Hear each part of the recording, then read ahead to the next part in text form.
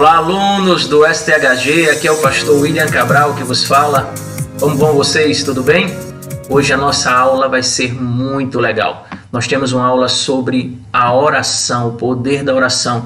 E eu tenho certeza que você vai se apaixonar pelo hábito de orar com ousadia, com intrepidez através do Espírito Santo. Certamente Deus tem algo para falar com você através dessa aula e nós vamos então dar início a ela. Essa aula é a aula número 2 do módulo 11 do STHG, do curso de Iniciação à Teologia, e você é o meu convidado já para abrir a sua Bíblia. Vai abrir a sua Bíblia em Tiago, capítulo 5, do 16 ao versículo de número 20. Pega a sua Bíblia, vamos abrir em Tiago, capítulo 5, do 16 ao 20, que diz: Portanto, confessem os seus pecados uns aos outros e pelos outros para serem curados. A oração de um justo é poderosa e eficaz. Elias era humano como nós e orou fervorosamente para que não chovesse. E não choveu sobre a terra durante 3 anos e meio. Orou outra vez e o céu enviou a chuva e a terra produziu os seus frutos. Baixemos as nossas cabeças e vamos orar por essa palavra. Senhor nosso Deus, muito obrigado por essa palavra, Pai, que Tu nos coloca, Pai, hoje, nesse dia, Senhor, para nós aprendermos um pouco mais, Pai. Também queremos pedir, Senhor, que o Senhor abra o nosso entendimento racional, Pai, e nos dê, Pai, discernimento para nós entendermos tudo aquilo que Tu queres falar aos nossos corações. Muito bem, meus queridos. Eu estou com saudade de vocês. Enquanto a gente não pode estar em sala de aula, nossas videoaulas estão aqui para suprir essa necessidade que temos. Bom, Thomas Brooks, ele disse o seguinte: se você quer que Deus o ouça quando você ora, você precisa ouvi-lo quando ele fala. Existem pessoas que acham que a oração é um monólogo. Na realidade, a oração é um diálogo. E um diálogo exige 2 pessoas se comunicando através de uma mensagem. Um fala, outro ouve, espera a resposta. Um responde, outro ouve, coloca suas petições, suas intercessões, enfim. Tudo aquilo que você fala com alguém é um diálogo. Por isso que o prefixo "di" indica que são 2 pessoas. Tem gente que acha que é monólogo. E às vezes conversa com o seu Criador e interrompe o canal de comunicação com um sonoro amém. Talvez você já tenha feito isso alguma vez, mas eu quero te dizer que se você quer que Deus o ouça, quando você ora, você precisa ouvi-lo quando ele fala. Não há nada que melhor indique o que somos como cristão do que a nossa vida de oração. Dr. Martin Lloyd-Jones, um grande pregador e evangelista, deixou essa pérola para nós outros. Não há nada que melhor indique o que somos como cristãos do que a nossa vida de oração. Como é que tem sido a tua vida de oração? Nós precisamos ter essa intimidade com Deus. Eu não conheço sequer um homem ou mulher de Deus que não tenha uma vida devocional pautada na oração, queridos. Não se pode ter intimidade com o Criador sem orar, sem se comunicar com Ele. Ainda John Owen, grande pregador e avivalista, disse: aquele que ora como deve, procurará viver como ora. O que é orar como deve? O que é vivermos como nós oramos? Quando nós oramos a Deus, nós colocamos a Ele as nossas petições, as nossas intercessões, os nossos cuidados, depositamos a confiança nele, de que Ele é supridor e que Ele vai fazer por nós outros. E aquele que ora como dessa forma, deve viver assim também como ele ora. Porque oração é orar mais ação. Então não adianta alguém pedir: pastor, ore por mim para que eu saia do vício das drogas, e no entanto ele não tomar nenhuma atitude em relação a isso. Não adianta pedir oração para que Deus faça sua vida financeira prosperar, se você não tem uma economia pautada na humildade. Não adianta você pedir uma oração se você também não vier com a ação. Ah, pastor, ore pela minha vida espiritual. Amém, eu vou orar. Quantas vezes você tem lido a Bíblia? Você tem um tempo devocional para Deus? Você tem se colocado na posição de adorador? Como é que você quer ter uma vida? Como é que você quer ter uma vida espiritual se você sequer tem contato com o seu Criador? Deus é espírito. Importa que nós venhamos a discerni-lo espiritualmente. Então imagine você. Você todos os dias acorda, toma seu café, almoça e janta. E aí o seu corpo fica forte. E o seu espírito? Quantas vezes você tem pego a Bíblia para fazer um devocional de qualidade diante do teu Pai? Diante do Deus Todo-Poderoso que você professa essa fé? Queridos, é preciso orar mais ação. É preciso orar mais ação. E se você for entender isso, rapidamente você vai ver que quanto mais intimidade você tem com o seu Deus, mais espiritualmente forte você fica. Quanto mais nos aproximamos dele, mais forte nós estamos. Ao lado do estudo bíblico, a oração é um dos pilares para uma vida cristã com frutos. Você já deve ter ouvido falar que o crente precisa dar frutos. E como é que ele consegue dar frutos se ele não está sendo regado? Se a árvore não está sendo regada, como é que ela consegue dar frutos? Fazendo essa ilustração, eu quero dizer a vocês o seguinte: o estudo bíblico é importantíssimo, mas antes do estudo bíblico, você deve pedir a oração. Deve pedir em oração, para que o Espírito Santo ilumine a tua mente, que abra o teu entendimento e que venha colocar aquilo que Deus tem para a tua vida. Afinal de contas, tudo é Ele, Ele se revela da forma que Ele quer. Teologia não é o estudo de Deus, queridos. Teologia é o estudo daquilo que Deus quer nos revelar. Isso mesmo. Deus revela quem Ele quer, da forma que Ele quer e a quantidade que Ele quiser. Por isso que uns são chamados para mestres e pastores, outros para evangelistas, outros para apóstolos, outros para profetas. Por isso, porque Ele vai entregando conforme a vontade dEle. Tudo é Ele quem faz, tudo é Ele quem pode, e nada podemos, nem somos, nem sabemos. Isso mesmo, somos limitados servindo a um Deus ilimitado. Somos simples ferramentas na mão desse Deus que pode nos transportar realmente para o manancial da sua sabedoria ao abrir a sua boca. Mas antes disso, Ele quer nos ver devotando uma vida de oração, de súplicas. Ele quer que nós acordemos pela manhã já pensando nele. Ele quer que nós tenhamos uma vida de retidão nos seus caminhos. A isso chamamos santidade. Ele quer que nós sejamos cada dia mais parecidos com o Filho, com Jesus Cristo. Romanos 8:28 vai dizer que tudo coopera para o bem daqueles que amam a Deus e daqueles que são chamados segundo o seu propósito. E que propósito maravilhoso é esse, pastor? Os quais de antemão os conheceu, também os predestinou para serem feitas a imagem e semelhança do seu Filho amado Jesus Cristo, para que ele seja agora o primogênito entre muitos irmãos. E aos que chamou, justificou.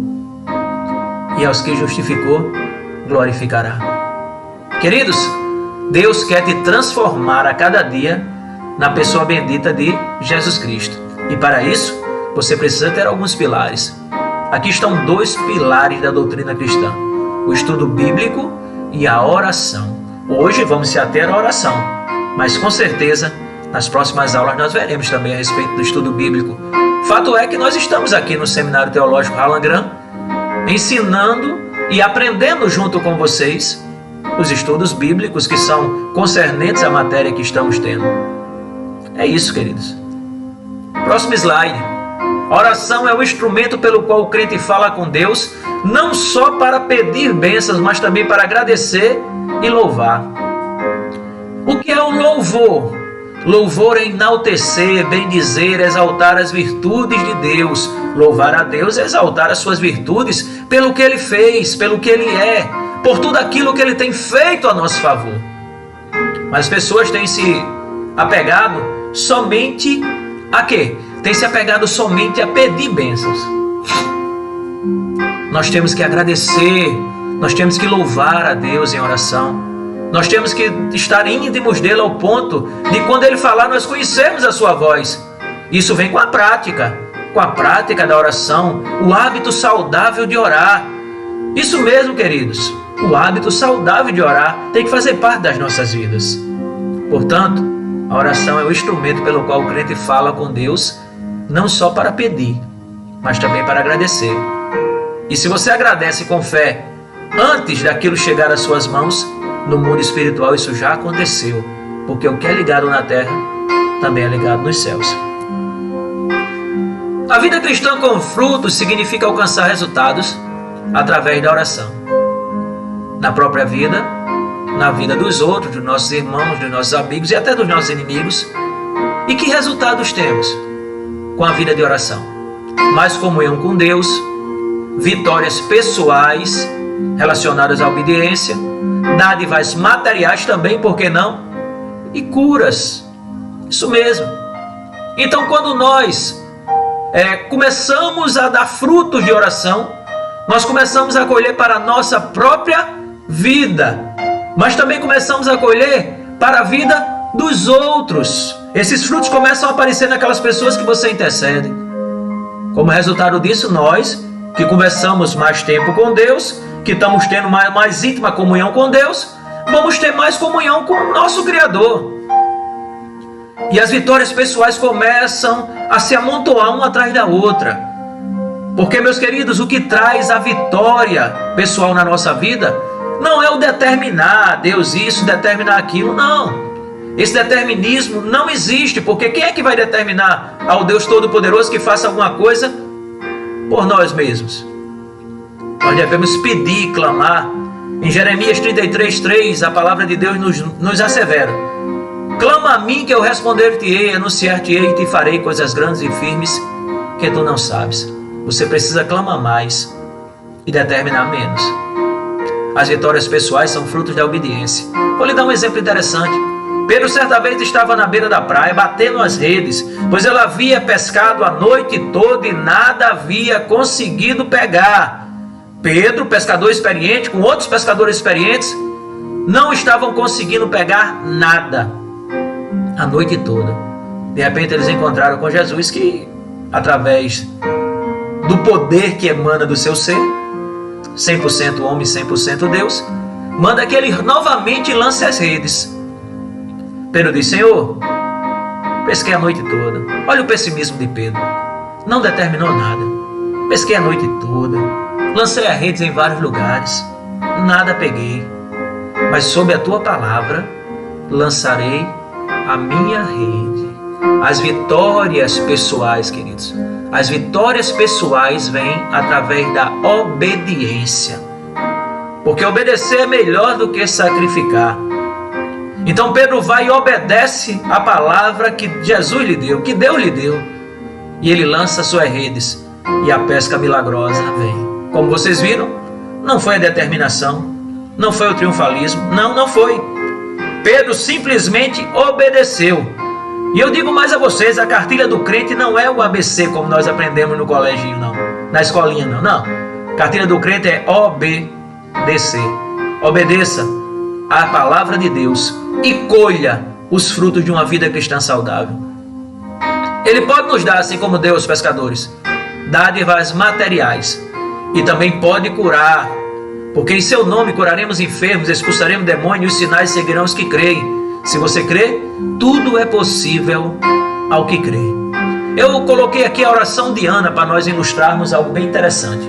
Em 1 Samuel capítulo 1 e verso 1, o Senhor Deus nos apresenta a história de Ana, a mãe de Samuel, o último juiz de Israel. Ana é com certeza um exemplo de fé e perseverança. Uma mulher que não se acostumou ao posto de infrutífera. Ana queria dar frutos. Mesmo diante das dificuldades causadas por Penina e a incompreensão do marido e do sacerdote ali, que achou que ela estava embriagada no templo, Ana permaneceu crendo e esperando no agir de Deus. A fé de Ana é recompensada depois de uma maneira maravilhosa, porque ela fez um voto ao Senhor Deus e ele aprovou o pedido de Ana. Ela gerou um filho e o seu nome foi Samuel. Quando o menino estava com 1 ano, Ana levou ao templo e consagrou Samuel ao Senhor Deus, tal como havia prometido em seus votos. Antes de entregar o menino ao sacerdote ali, ela conta o seu testemunho e os fundamentos do voto que fez. Juntamente com a generosa oferta, ela entrega o menino e ali ele viveria por toda a sua vida. Isso é fundamental na nossa intimidade com Deus. que sejamos fiéis naquilo que prometermos, naquilo que votarmos. Tal como havia dito Ana, Ana fez. E Samuel foi uma bênção e Ana também foi abençoada. Por isso, meus amados irmãos, precisamos dar fruto? Sim, mas precisamos dar fruto na nossa própria vida, na vida dos outros. Isso resulta em mais comunhão com Deus, em vitórias pessoais, em dádivas materiais, em curas e em milagres extraordinários. Eu creio no poder da oração. Quando nós vamos olhar a Bíblia, as páginas sagradas, nós vamos ver que a oração está presente em toda a Bíblia. Às vezes nós não damos o devido valor. Por que devemos orar? Afinal de contas, Deus já conhece tudo o que eu vou pedir. O que você não está conseguindo entender e que eu entendi nos meus devocionais, na minha intimidade com Deus, e quero passar para você, é que quando nós oramos a Deus, não é para dizer a Deus aquilo que estamos passando. Na verdade, o que Deus quer é ter intimidade conosco, querido.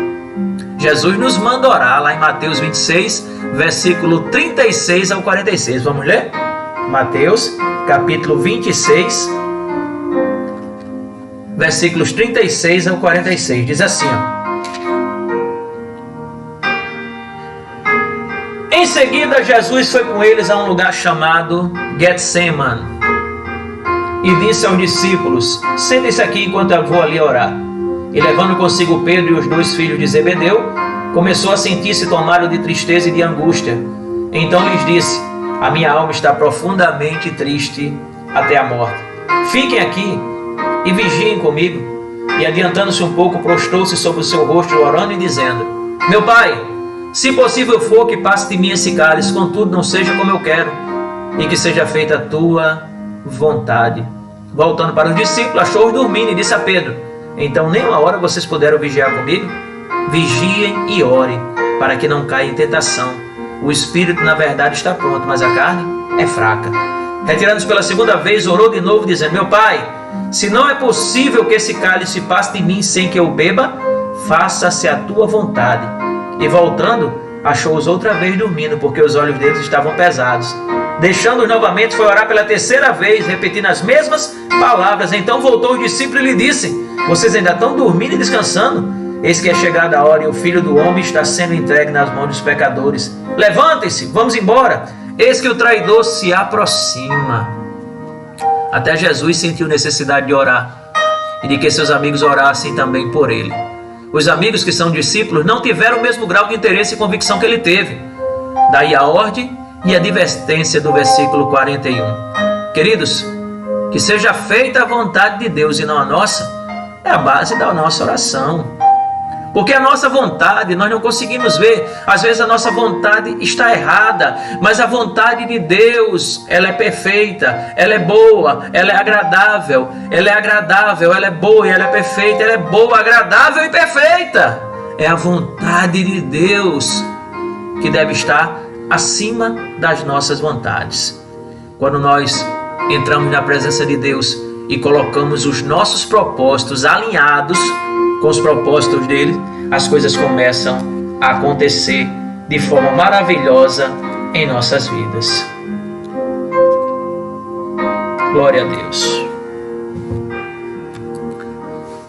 A igreja do primeiro século, no calor do Pentecostes, do primeiro amor, orava com muito fervor. Você vai encontrar isso lá em Atos dos Apóstolos, capítulo de número 1, verso 14. Em Atos 2 e 42, oravam unanimemente no templo. Em Atos 12 e 15, os apóstolos tinham uma vida de oração e recomendavam a prática de oração. Em Atos 10, 9, em Atos 16, 13, em Efésios 1, 15, 16, Colossenses 4, 12, em 1 Tessalonicenses 5, 17, orai sem cessar.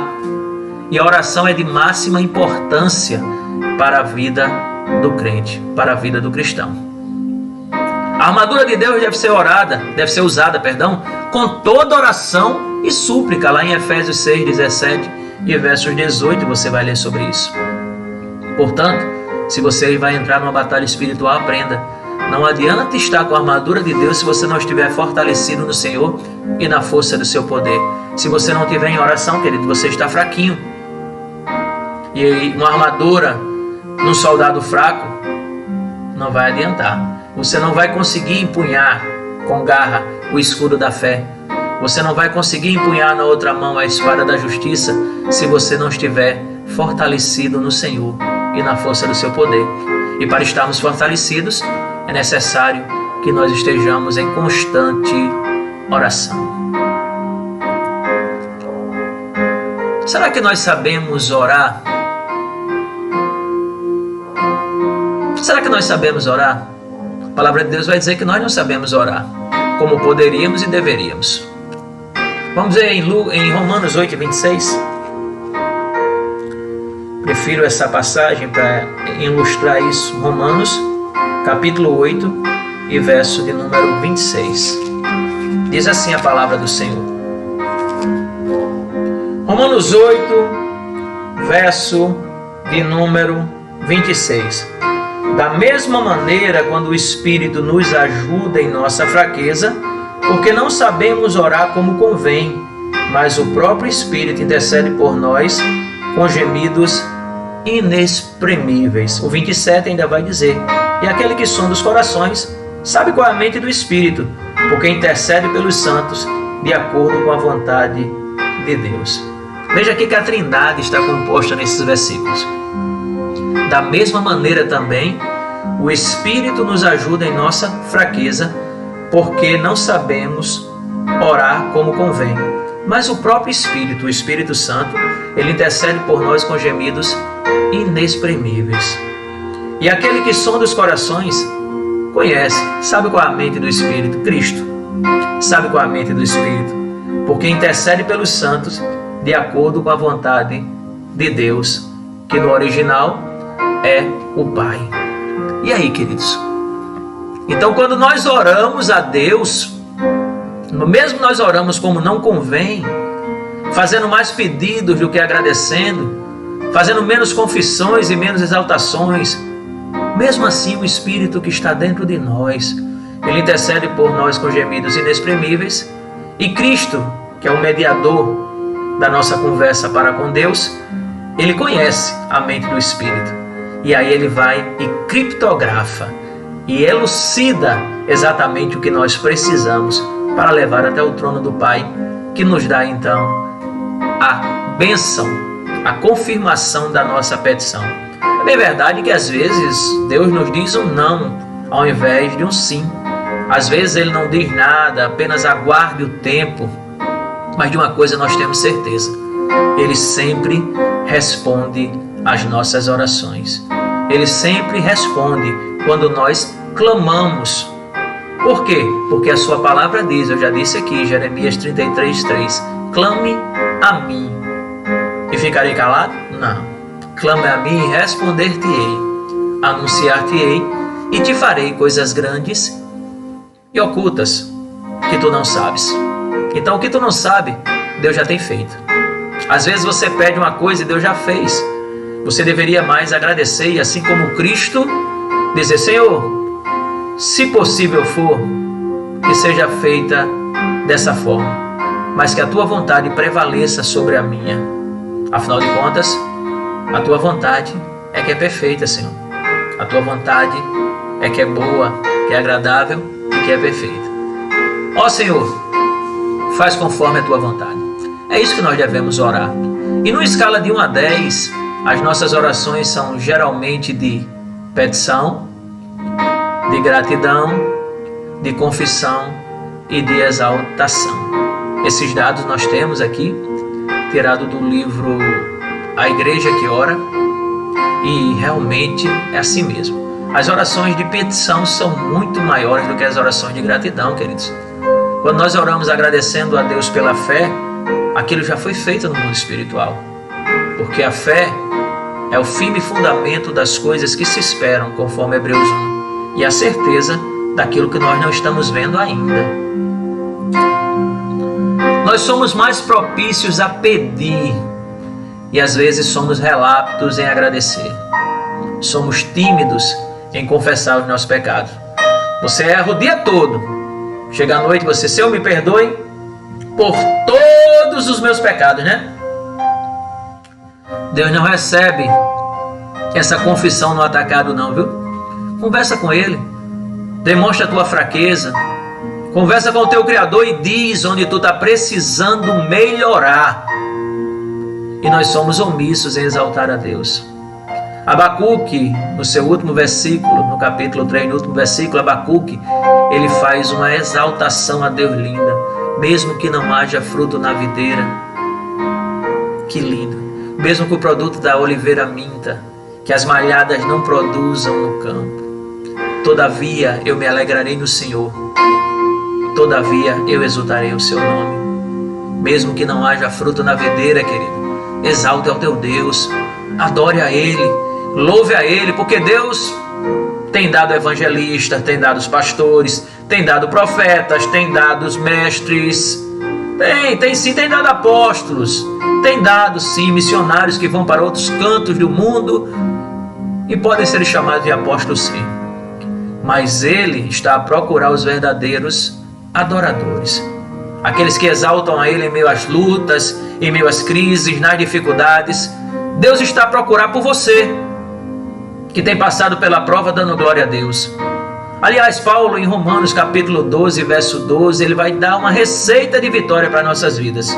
Regozijai-vos na esperança, sedes pacientes na tribulação e perseverai em oração. Isso mesmo, regozijai-vos na esperança, porque diferente da esperança que o mundo tem, a nossa esperança reside em Cristo. Uns confiam em carros, outros em cavalos. Nós faremos menção ao nome do Senhor. Regozijai-vos na esperança, porque a nossa esperança não é a última que morre como a esperança do mundo. A nossa esperança vive e reina eternamente. Sedes pacientes na tribulação. Eu nunca vi um crente dizer que está ficando na prova, já viu? Estou passando pela prova, pastor, dando glória a Deus. Ah, como Deus recebe como cheiro suave em suas narinas o sacrifício de louvor. Aquele louvor que sai do teu coração quando você está passando na prova, quando você está na dificuldade, quando você olha para um lado, para o outro e não vê solução nenhuma, então você se ajoelha e resolve orar e resolve falar com o teu Deus. Na intimidade é você e Ele. Começa a contar para Deus. Ele já sabe o que tu precisa, mas Ele quer ter intimidade contigo. Regozijai-vos na esperança, sedes pacientes na tribulação, porque ela passa, e perseverai em oração. 1 Tessalonicenses 5,17. Orai sem cessar. Significa dizer que ao amanhecer, quando você abrir os seus olhos, a sua atitude é de oração. Antes de você colocar os pés no chão, a sua atitude é de oração. Quando você sair para enfrentar a sua lida diária, cotidiana, suas atitudes são de oração. Quando você retorna à sua casa, a oração é de agradecimento. Quando você senta à sua mesa para qualquer uma das refeições do dia, é agradecimento a Deus que você deve ter em seu coração. E quando a noite chegar, antes de você fechar os seus olhinhos, você descansa na segurança do Altíssimo.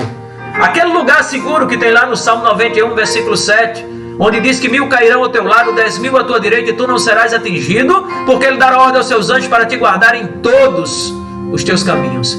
É momento de agradecer no final do dia e fechar os olhos e saber que o Espírito Santo está velando o nosso sono para no outro dia acordarmos em Cristo novamente. É isso, filho. Precisamos ser mais propícios a agradecer, a confessar e a exaltar. E precisamos saber pedir a Deus conforme a vontade dEle.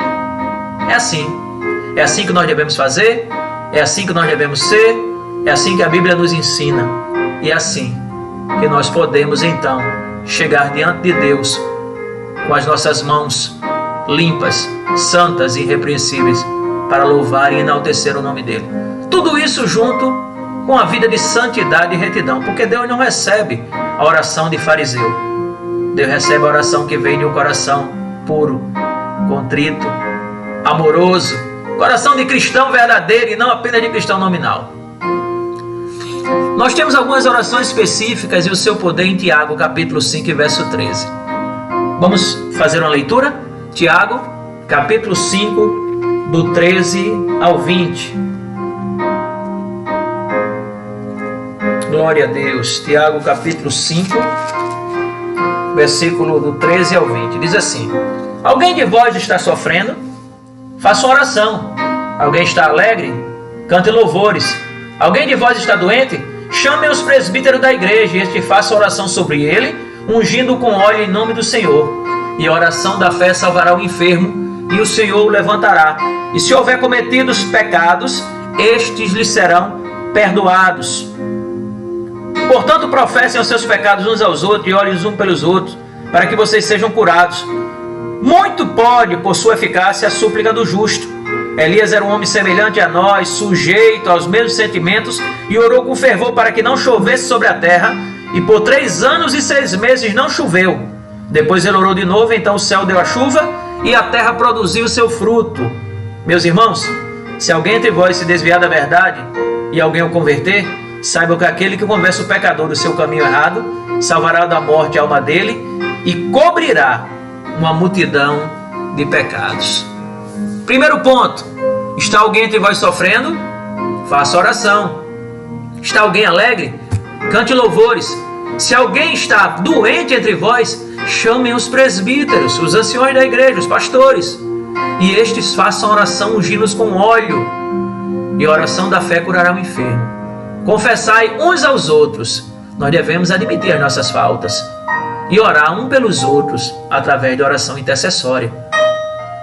No verso 16 do capítulo 5, na parte B, e no verso 18, vai estar a eficácia da oração.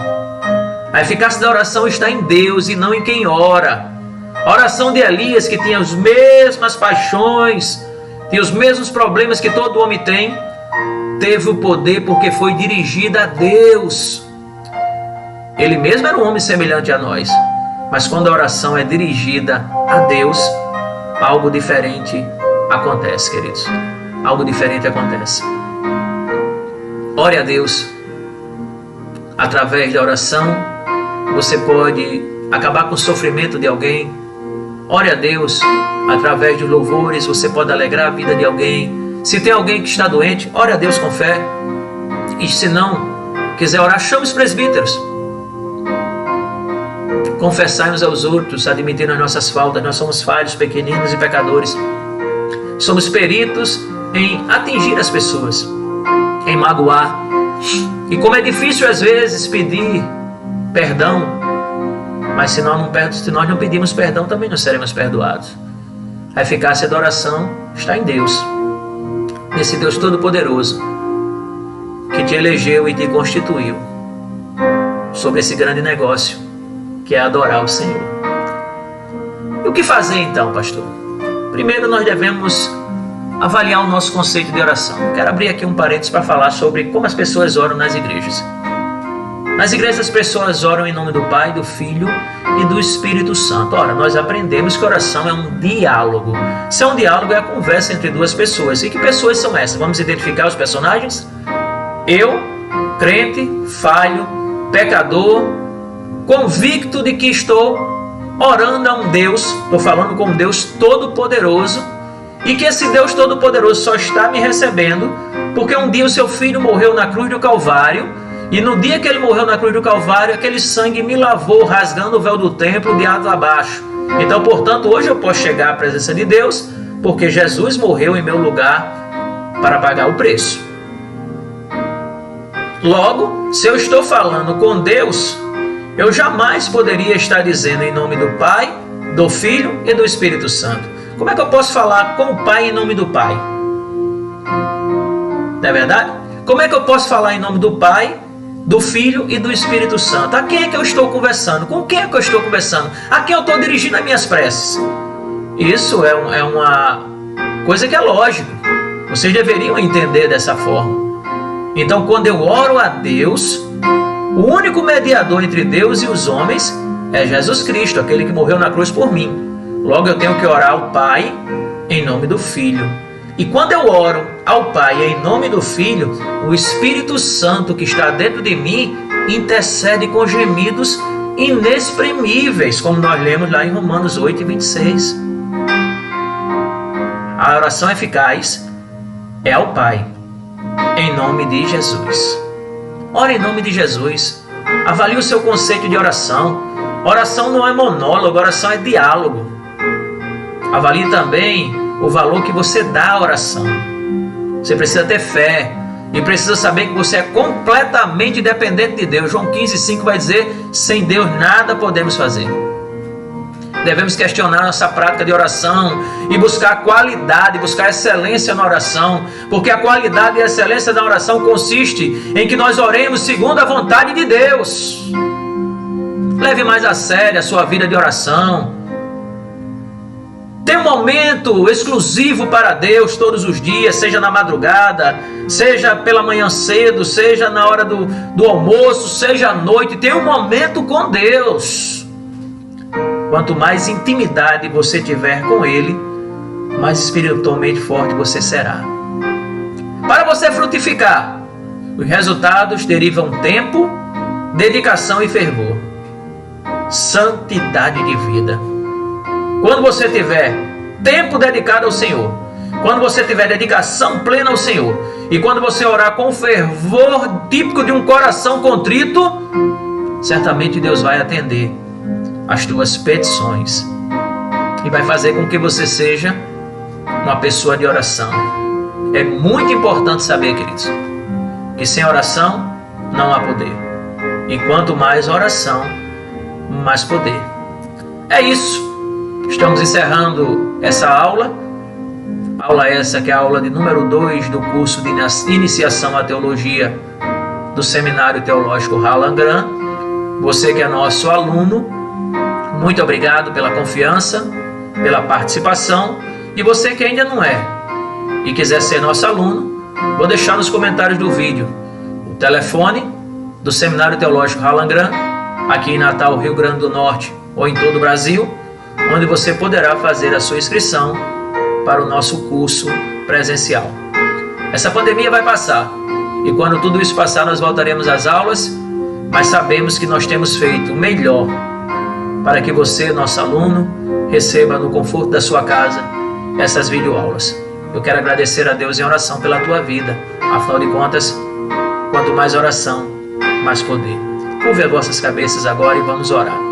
Senhor, nosso Deus e nosso Pai, muito obrigado, Senhor, porque cada um daqueles, Pai, que estão assistindo, Senhor, essa videoaula, já puderam, Pai, contemplar, Pai, na beleza da tua santidade e do teu poder, Pai.